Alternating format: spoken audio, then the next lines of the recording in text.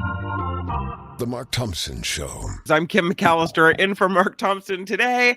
And with me, I'm so excited to have my old friend John Rothmann coming on to the show. So without any further ado, let me welcome John Rothmann to the Mark Thompson Show. Good morning, sir. Hi, Kim. You know, the third time is the charm. That's what I say. Absolutely.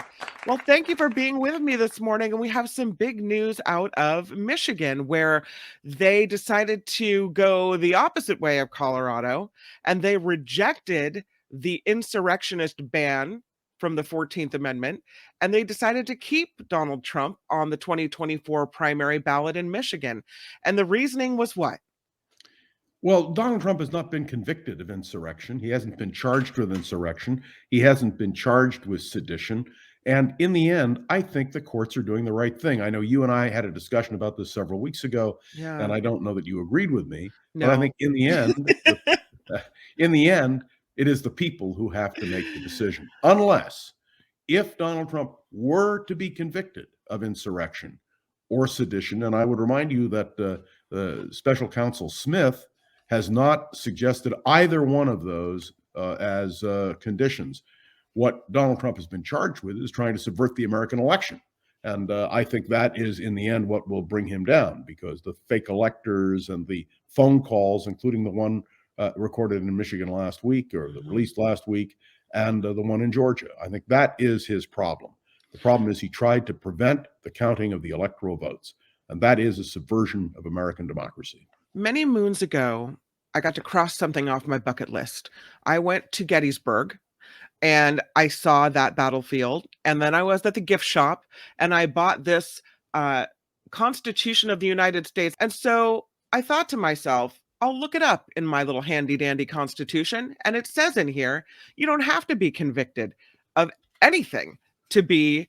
But also, it doesn't list the president of the United States as being someone who is subject to the law. But you could say, well, take a look. It's clearly that they meant anybody holding higher office in the United States. Depends how you interpret it, Kim. In the end, Donald Trump will be brought down by his own hubris, by the own actions, which we now have so much material on. It's unbelievable. It's true. I will read this week Liz Cheney's book. I'm reading Adam Kinzinger's book. All you have to do is read the January 6th report, which I have done. There's no question he tried to subvert American democracy. And but I believe, and I said this insurrection, before, obvious. I mean, yeah. And if you look at the Constitution, it says, or provide aid or comfort to insurrectionists. He's already come out and said he would pardon them all. If that's not aiding them and comforting them, then I don't know what is. I agree with you. So let him be charged and convicted in a court.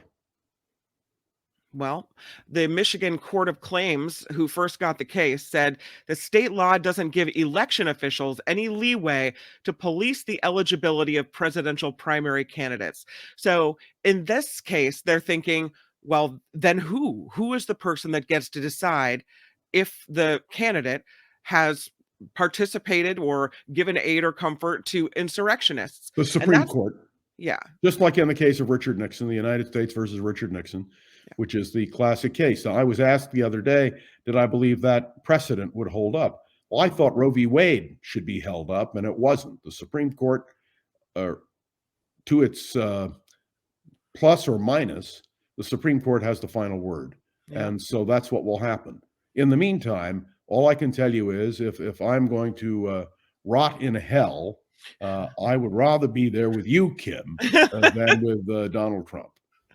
All right, let's talk about, since we're in domestic politics, Ramaswamy. Is it over for Ramaswamy? Because he now is pulling ad money from key states in television buys. He said he's tried to take a page from Trump, and he said television ad buys are for candidates with a low IQ. Is what he said. And that he's smarter than that. He said, we're doing it differently, spending money in a way that follows data, apparently a crazy idea in US politics.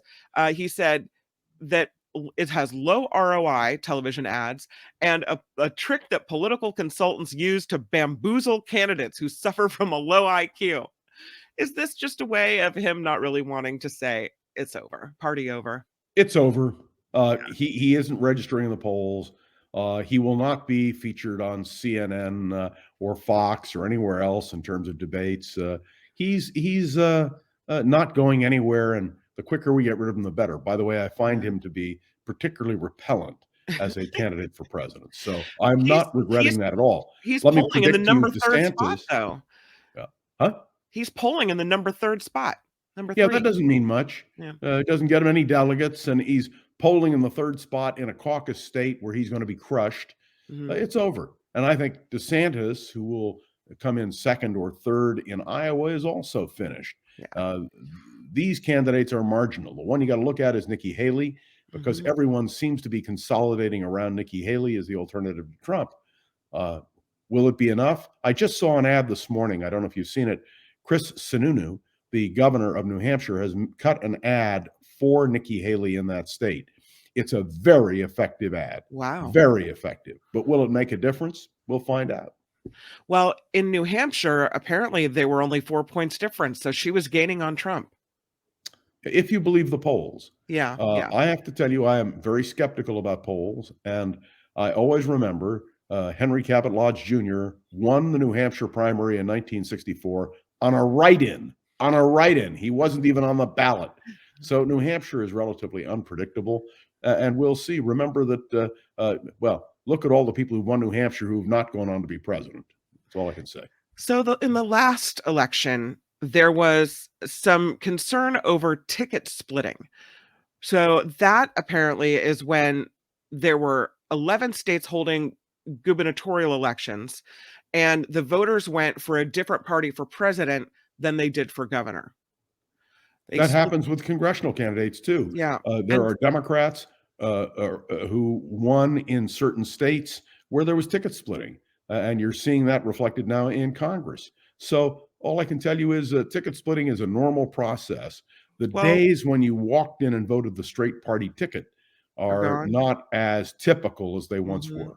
I guess the same 11 governors are up for re-election at the same time that the presidential race will be held.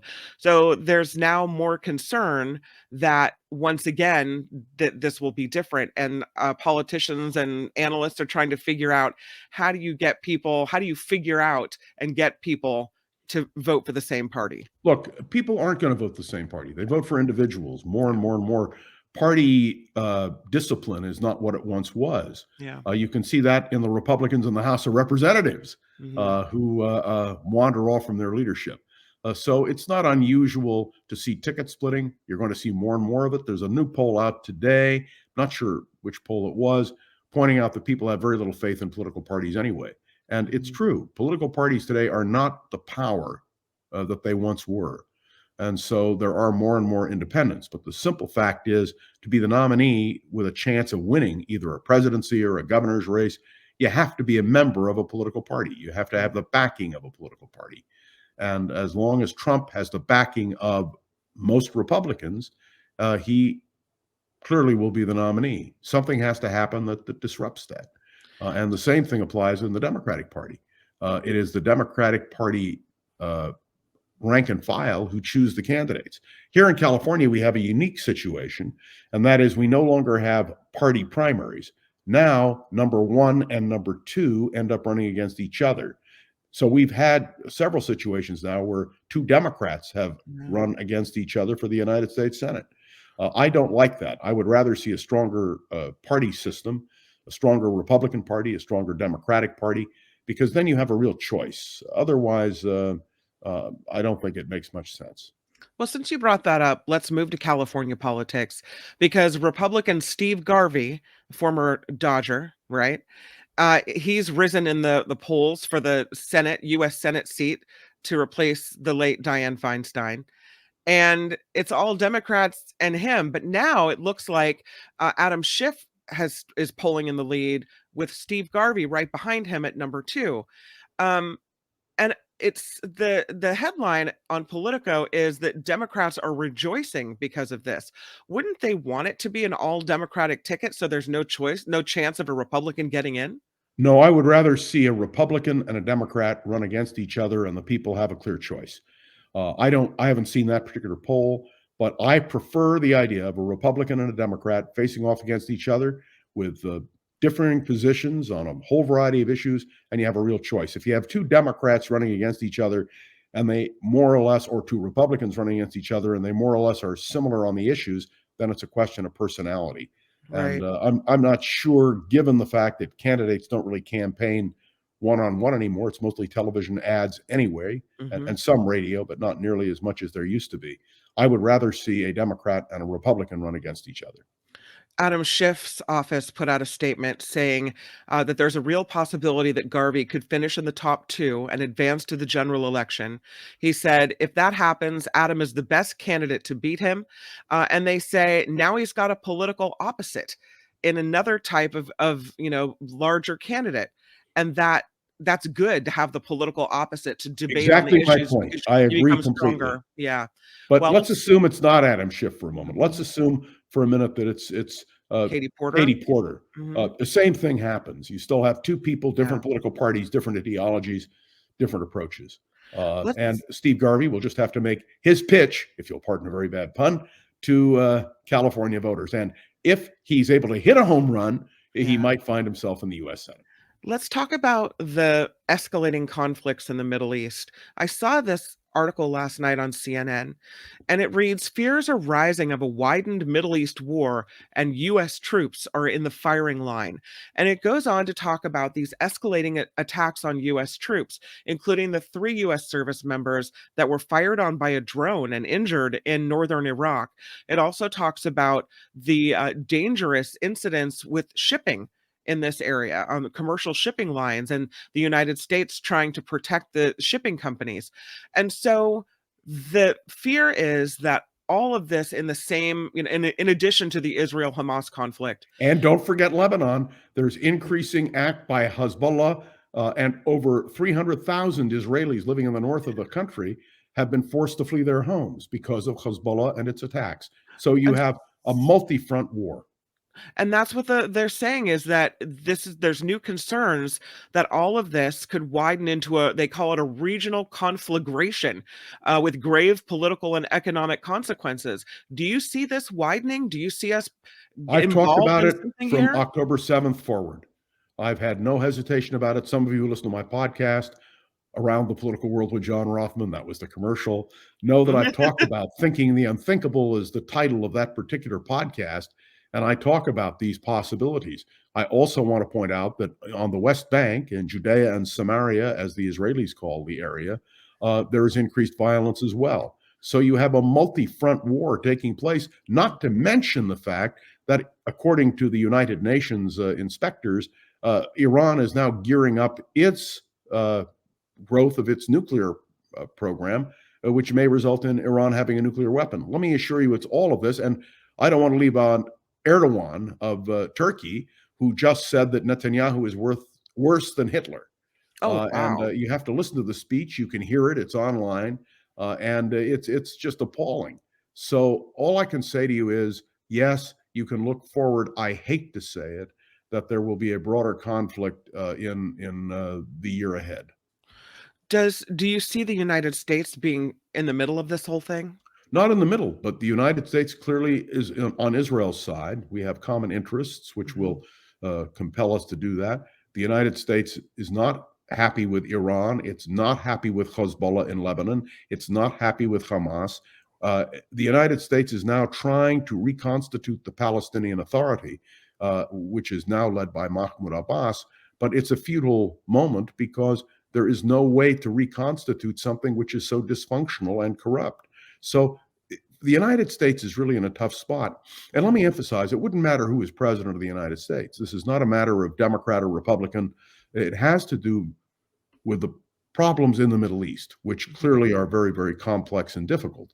But I do believe, and I hope I'm wrong, I want to say this very clearly, I hope I am wrong, but I really see this growing. And by the way, you heard Kanye West having to apologize yesterday for his attacks on Jews, saying he's very sorry for it. He wrote it in Hebrew. And I mean, he's just crazy. He's gone nuts. But Yeah. understand, there is also that dimension that Jews, as I've mentioned to you in the past, are feeling very threatened and insecure because of constant attacks. So the rise in Jew hatred, coupled with everything else, is not a very good sign.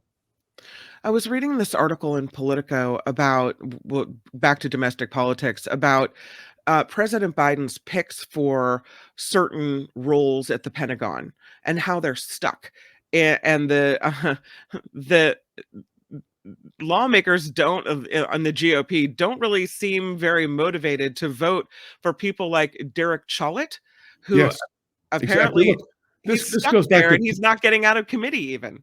no, and this goes back to Tuberville, who finally surrendered this Yeah. last week.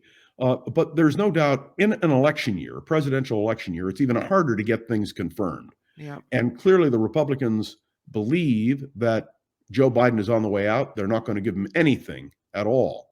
Yeah. And this is very similar to what they did to Obama, and very similar in a sense to what both political parties do when they see the potential to take power. It is not good for the United States to see our military embroiled in any kind of domestic politics.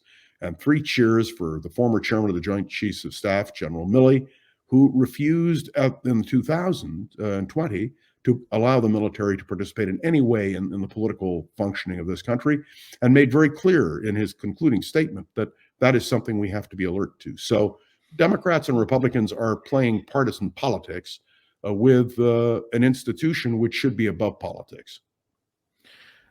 I know you said you don't believe in polls, but one came out yesterday that Donald Trump quoted and posted this really weird message. Uh, the message is about revenge and dictatorship as priorities yesterday. He's saying that's what that he shared the poll result and that these are his priorities: revenge and dictatorship. Yeah, and he reposted that. Let me tell you, I was at a dinner party over the holiday and sat next to a man who is not a Trump supporter, but supports Trump's economic policies and would be inclined to vote for him for those reasons. And I pointed out all the things that Trump has said. The question of poisoning the blood of America, and now the question of roasting in hell or rotting in hell. Mm-hmm. And the Christmas I said, message? doesn't that mean anything?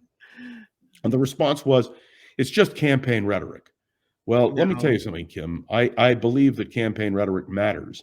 Yeah. And I believe that if you use excessive language, you use rhetorical flourishes, they mean something. If somebody says to you, they're coming to kill you, you should believe them. Right. Donald Trump is coming to kill democracy, and he's making it very clear. And the American people are going to have to make a choice. When Joe Biden says the Constitution is at stake, he's absolutely right.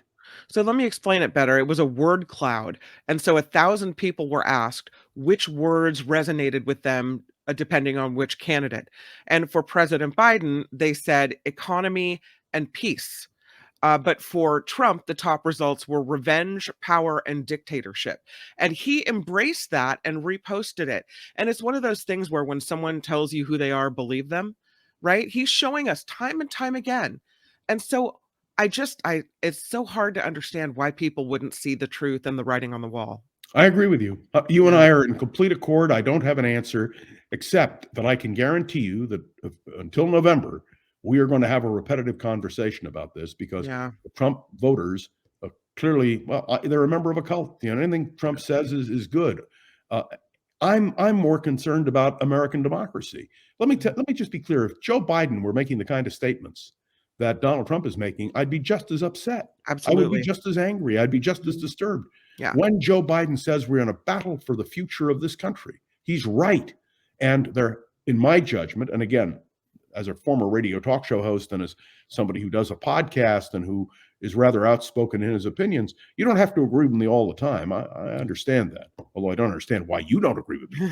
But the simple fact is, those are the choices. And it is going to be repetitive, because we are going to have to re-emphasize and reach out to more people so that they understand it. One can only hope that by his own words, Donald Trump will be judged. Yeah. John Rothmann, it's a perfect place to end it. Thank you so much for coming on the Mark Thompson Show. Kim, it's always a pleasure. And may I say, I won't see you till next year. That's right. Happy New Year. Yes, but I'm looking forward to spending another year with you. Sounds good. And Mark will be back next week, right? He'll be back next week. Remember on the old KGO days, every New Year's Eve we'd spend together. We did. Yeah. And may I say, I wish we were doing it again. All right. Thanks, Have a Kim. great day. Happy New Year. Healthy year. Bye. You Bye. too. Hi, it's Mark, and I thought that was great. Hit the notification bell, you'll know whenever there's a new video being dropped, and please subscribe to our channel to help us save the universe.